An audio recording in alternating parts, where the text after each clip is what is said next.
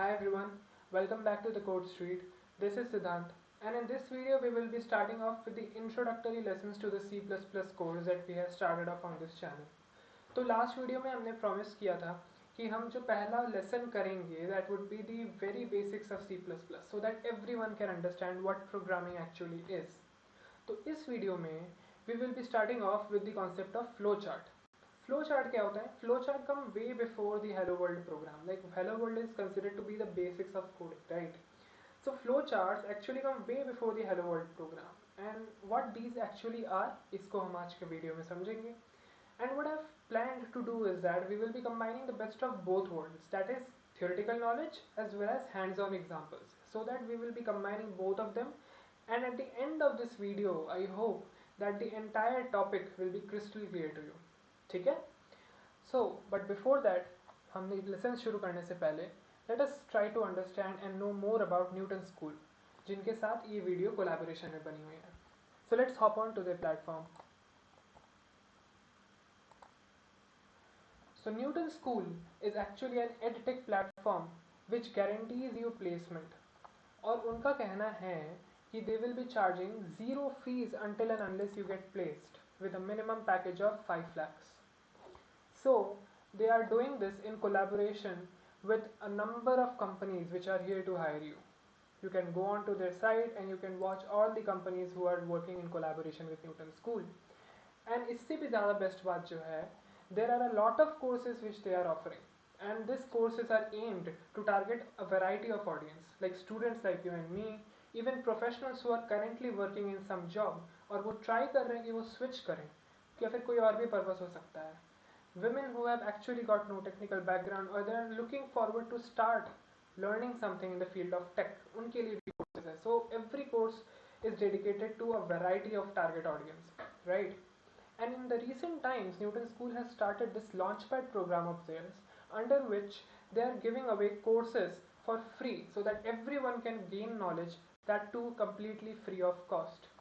You can go into the website and under this Launchpad tab आप देख सकते हो कि under this Launchpad tab there is almost everything that a student wants to learn, be it Java, Python, C++, even if you want to start learning database or development activities, उन सब के भी free courses यहाँ available हैं.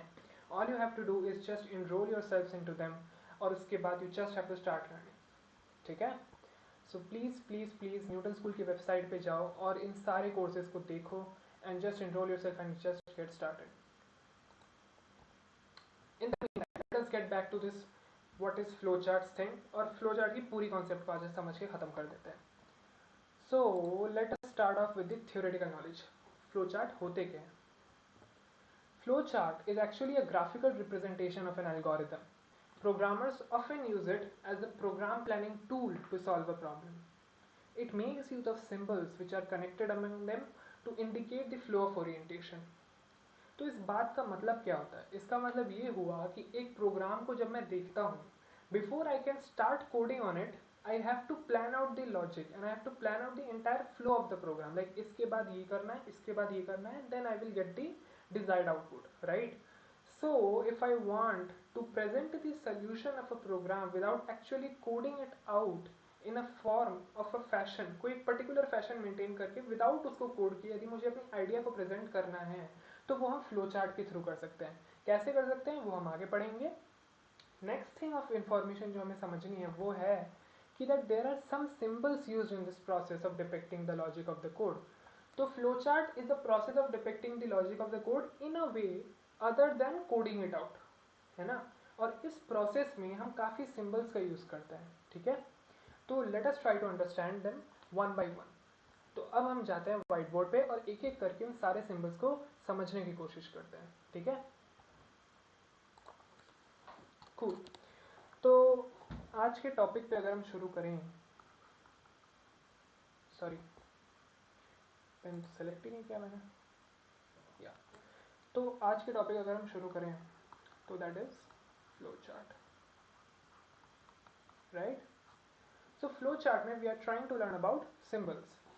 तो symbols में क्या है? The very first symbol that we use is actually called, मैं क्या कह सकता हूँ इसको, एक टर्मिनल कह दूँ. This is a terminal. इस सिंबल का नाम है टर्मिनल। तो ये सिंबल क्या है टर्मिनल की? This is an oval shape, एक ओवल शेप, परफेक्ट ओवल नहीं बनी है but it is more or less than an oval shape. Terminal जो है ये एक ओवल शेप से हम रिप्रेजेंट करते हैं और इसका काम क्या होता है भैया? इसका काम होता है to indicate the start and stop, and sometimes you can also indicate pause of a program flow। समझ में आई बात? तो जब भी मेरा प्रोग्राम स्टार्ट हो रहा है, स्टॉप हो रहा है, या फिर कहीं बीच में कोई एरर या फिर किसी चीज़ की वजह से पॉज हो रहा है, तब हम टर्मिनल का यूज़ करते हैं। समझ में आई बात? सो टर्मिनल को क्या हम भैया स्टार्टिंग और ending of a flow chart में इंडिकेट कर सकते हैं? Yes, because it indicate start and stop. So when you start the program, सबसे ऊपर आएगी क्या? टर्मिनल। सबसे लास्ट में आएगी क्या? When you end the program, तो टर्मिनल। तो ये दोनों oval shape top and bottom में डेफिनेटली हमेशा याद से रखना ही रखना। विदाउट दैट फ्लो चार्ट का कोई मतलब ही नहीं बनेगा, है ना? नेक्स्ट हम शुरू करते हैं दूसरी सिंबल पे। So what is the next symbol? तो जो नेक्स्ट सिंबल होती है it is actually a parallelogram. तो इस पैरेललोग्राम का क्या नाम होगा? It is called input output. This is actually a parallelogram, ठीक है? और इनपुट आउटपुट से मतलब क्या हुआ? इनपुट आउटपुट से मतलब हुआ whenever I have something to accept from the user or if I have an output so that I can present it back to the user, then I use this parallelogram in my flowchart, right? तो इसका क्या use है? I use it to take input or output purpose, ठीक है? So let us first understand the different symbols और इसके बाद with hands on example we will try to understand कैसे इसको हम application में लाएंगे। The third thing that we have to understand, उसको हम कहते हैं processing। उसको हम क्या कहते हैं? processing। तो processing में क्या होता है? processing में we use the symbol of a rectangle। Now what does this do? Every arithmetic instruction in a program is done inside a processing symbol जो कि है एक rectangle। तो कोई भी arithmetic instruction है उसको हम embed करेंगे inside a rectangular symbol। तो भैया arithmetic instruction से आपका क्या मतलब? What do you mean by arithmetic instruction? This can range from anything, like if you initialize a variable, कोई variable लेके आप उसको value दे रहे हो like I equals to 1, or if you have a performance of arithmetic operations like a equals to b plus c, p equals to c divided by d, या फिर multiplication या फिर minus, कुछ भी, any arithmetic operation or instruction has to be embedded inside the processing because you are actually processing something, right? To take the literal meaning and you try to understand this concept. Next we go to the fourth point, that is terminal हो गई, input output हो गई, processing हो गई. What comes next? That is decision. Next जो symbol है it is used for making decision. तो decision में अपन क्या करेंगे? Decision में we will be using this diamond shape, ठीक है? So what happens in this case of diamond shape, and what do we actually mean when we use the term decision? Decision is when we have to actually decide upon something. Like if I ask you to write a program to find out the greater of two numbers, ठीक है? दो नंबरों में से greater कौन सा है ये find out करना है किसी प्रोग्राम से, so I have to actually make a decision, right? So if I accept two numbers a and b, I will have to actually make a decision na कि if a greater than b, it means that a is the largest number, or in the other case if b is greater than a, it means that b is the largest number. So this is actually what we call decision making, that I have to decide which number is greater than the other. Clear enough? तो इसीलिए ये जब ऐसी कुछ decision making होगी तो इसको हम इंक्लूड करेंगे ऐसे डायमंड शेप के अंदर, and this is called decision making. Now we come to the fifth point, that is the final one, which are called connectors. Okay, connectors. Connectors का काम क्या होता है? Whenever you are making a flow chart and you feel like that the flow chart is थोड़ी बड़ी हो जा रही है या फिर उसको थोड़ा समझाने में मेरे को थोड़ी और ज़्यादा लाइन लगेंगे, so these connectors prove to be very helpful. ठीक है, तो मैं लिख देता हूँ यहाँ पे used when flow chart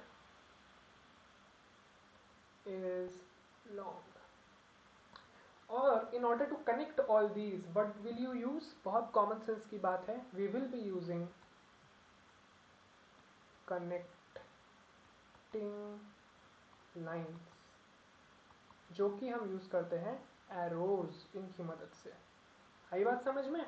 तो इसमें कुछ समझाना नहीं है कनेक्टिंग लाइंस में. कनेक्टिंग लाइंस हम एक दूसरे को इंटरकनेक्ट करने के लिए यूज करते हैं. ठीक है. Now let us come to the hands on session. Like अब हम समझते हैं कुछ एग्जांपल्स के साथ. तो the very first example will be the example जो मैंने दिया आपको. Write a program to print greater of 2 numbers ना करके ग्रेटर ऑफ 3 नंबर्स कर देते हैं. That would be good example. तो print is greater of 3 numbers. तो सबसे पहले अपन ने क्या डिसाइड किया था? स्टार्टिंग और एंडिंग अपन को वही फिक्स्ड रखनी है. ठीक है. तो स्टार्टिंग तो पहले आंख मूंद के लिख दो, स्टार्ट. ये तो लिखना ही लिखना है. ठीक है. नेक्स्ट मैं क्या करूंगा, इसमें 3 नंबर में से कौन सी बड़ी है वो डिसाइड करनी है. तो सबसे पहले मेरा काम क्या होगा? वीडियो को पॉज करना, सोचो. तो सबसे पहले मेरा काम ये होगा कि मैं यूजर से 3 नंबर इनपुट लूंगा. Right. So this will go on. तो यूजर से इनपुट, जब इनपुट आउटपुट की बात थी तो हम लोग कौन सा यूज करते थे symbol? We were using a parallelogram. तो पैरेललोग्राम यूज करते वक्त we will take read A. Let us assume हमारे 3 नंबर्स हैं A B C. Read A. Next हमारा काम क्या होगा? दूसरी नंबर इनपुट लेना, रीड बी. नेक्स्ट हमारी काम क्या होगी? तीसरी नंबर इनपुट लेना, दैट इज रीड सी. ठीक है. 3 नंबर हमने इनपुट ले ली. अब हम आगे बढ़ते हैं. 3 नंबर इनपुट लेने के बाद हमारा अगला काम क्या है? To find out the greater of 3 numbers. And for this what do we have to decide? We have to make a decision कि which number is greater than the other 2 numbers. ठीक है. Now this program can have multiple outcomes. A भी हो सकता है बड़ा दोनों में से, तीनों में से. बी भी हो सकता है, सी भी हो सकता है. राइट. तो हम इसको कैसे करेंगे? Try and understand this. अगर हम ये आगे गए and if you have to involve ourselves in making decisions, तो we will be using the diamond shape. Right. तो हमने डायमंड शेप यूज की. डायमंड शेप में इफ वी इंक्लूड कि A greater than B and A greater than C, अगर ऐसा है कि ए ग्रेटर देन बी है and A greater than C है, तो क्या इसके बाद हम ये लिख सकते हैं इफ इट इज ट्रू, यानी यस, या फिर यहाँ पे आप ट्रू भी लिख सकते हो. इफ इट इज ट्रू तो मैं क्या लिख सकता हूँ वहां पे? बताओ. तो मैं यहाँ पे क्या लिख सकता हूँ कि a is the bigger number. और इसको मैं किस बॉक्स में लिखूंगा? इसको मैं किस बॉक्स में लिखूंगा? इसको मैं पैरेललोग्राम वाले बॉक्स में लिखूंगा, बिकॉज इनपुट आउटपुट हम इसमें लिखते हैं. राइट. तो a is the bigger number. a भी लिख सकते हैं या फिर a is the bigger number. मैं इसको लिख नहीं रहा हूँ यहाँ पे. But what if it is false? Then we have to go to the next condition, है ना. नो या फिर फॉल्स. तो अपन नेक्स्ट कंडीशन में जाएंगे, वो चेक करेंगे. What if b is greater then a and b is greater then c? तब क्या होगा अगर ये ट्रू हो गया? तो ये ट्रू हुई तो b is the greater number, है ना. बट अब अगर ये भी फॉल्स हो गई तो और क्या ही नंबर बचता है? एक ही नंबर बचता है जो कि है c. So c is the greater number. इसके लिए मुझे चेक ही नहीं करना पड़ेगा. a भी नहीं है, b भी नहीं है, तो बचा क्या? c है. तो c होगा आंसर मेरा. Pretty simple. तो जब c हो गया तो इसके बाद मेरा क्या काम क्या बनता है? मुझे अपनी फाइनल नंबर पता चल गई. तो अब की बार हम क्या करेंगे? प्रोग्राम को हमने कर दी एंड. आई बात समझ में? क्लियर है ना? तो अब हमारा ये एक एग्जाम्पल के साथ हमें समझ में आ गया. Now let us do another example to get this even more clarity, to get even more clarity in this. ठीक है. तो जो अगली प्रॉब्लम है हम करने वाले, उसको let us name it product of 2 numbers और leave product sum of 2 numbers. sum of 2 numbers. तो इसकी जो है सेम चीज, स्टार्टिंग तो ऐसे ही होगी, ठीक है। नेक्स्ट हमें काम क्या करना है, 2 नंबर इनपुट लेना है, read A read B, 2 number अपन ने इनपुट ले लिए। अब हमें क्या करना है, अब हमें सम कैलकुलेट करना है, ठीक है। तो सम के लिए क्या है, मुझे एक और वेरिएबल चाहिए होगी which will be calculating the sum and also storing it inside it, right. जैसे ए एक नंबर होल्ड कर रहा है, बी भी एक नंबर होल्ड कर रहा है, तो सम भी तो किसी में स्टोर होगी ना। तो we will be taking the input of sum, sum बोल के एक वेरिएबल ले लेते हैं, ठीक है। बट यहाँ पे एक ट्विस्ट है, सम जो वेरिएबल होगा दैट, वो कौन से वाले बॉक्स में हम स्टोर करने वाले हैं, उस बॉक्स में हम स्टोर करेंगे, वो होगी एक रेक्टेंगुलर बॉक्स, ठीक है।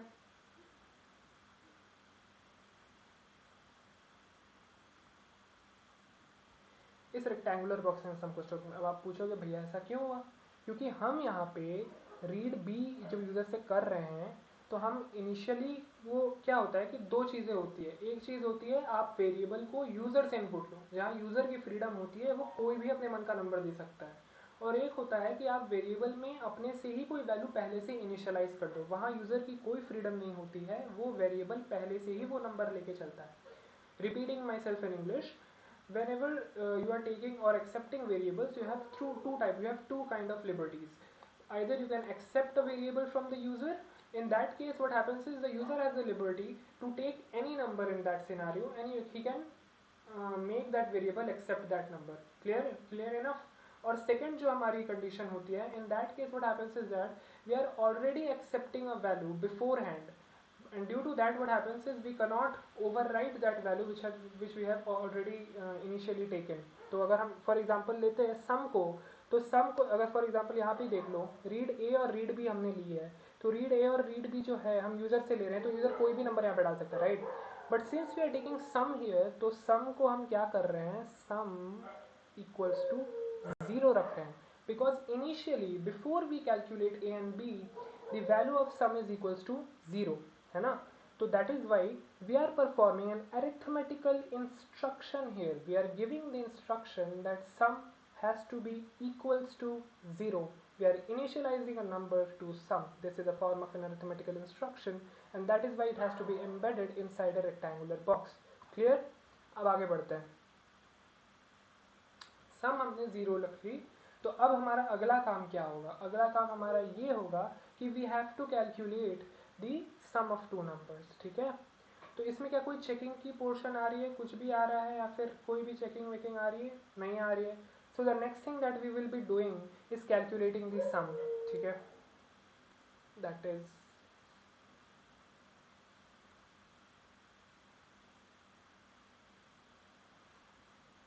sum equals to a plus b. This is the next thing that we will be doing. और इसके बाद जब सम कैलकुलेट हो गई, तो हम इसको प्रिंट कर देंगे। How we will be printing, इसको हम प्रिंट करेंगे पैरेललोग्राम बॉक्स में, सम प्रिंट करना है, ठीक है, प्रिंट दी सम, और उसके बाद हमारी प्रोग्राम हो गई एंड। क्लियर, ये हो गई हमारी सम ऑफ 2 नंबर्स, है ना। तो अब मुझे लगता है विद दीज 2 एग्जांपल्स तुम्हें फ्लो चार्ट की क्या होती है प्रॉब्लम, कैसे करते हैं, समझ में आ गई होगी। The same thing will be done in case of product, division, multiplication, कुछ भी हो, ठीक है, सेम चीज़ तुम्हारे लिए होगी। नाउ इसको समझने के बाद what you have to do is, तुम जाओ इंटरनेट पे, थोड़ी और रिसर्च करो इसके बारे में, थोड़े और कुछ एग्जाम्पल्स देखो और समझो। Now to make this video bit concise, ताकि ज़्यादा एक्सटेंड ना हो वीडियो, मैं तुम्हें 2 एग्जाम्पल्स और अच्छे से इसको समझा दिया है, and I am giving you 2 assignments to do at home. One of them is make flow chart for finding sum of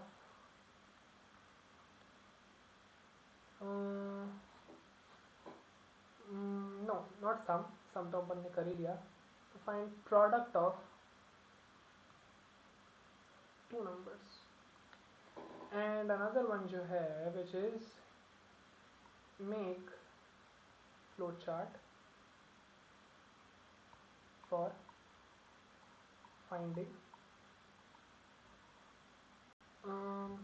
product of two numbers हो गया. So what we can do here for finding prime numbers,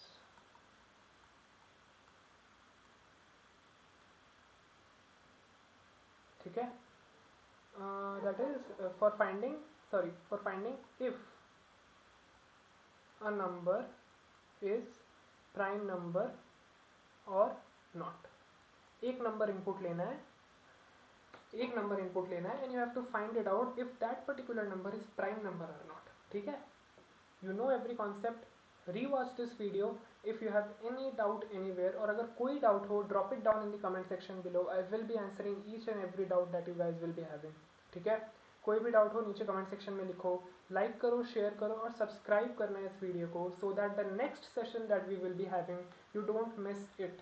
बहुत important sessions होने वाली आने वाली, and जितनी भी videos अब निकलेंगी वी विल बी गोइंग, बहुत अच्छे से सारी वीडियोस हम कवर करने वाले हैं, काफ़ी अच्छे पेस में चलने वाले हैं. तो एक भी वीडियो अगर तुम मिस करोगे तो आप एक सेशन पीछे हो जाओगे and that will cost you.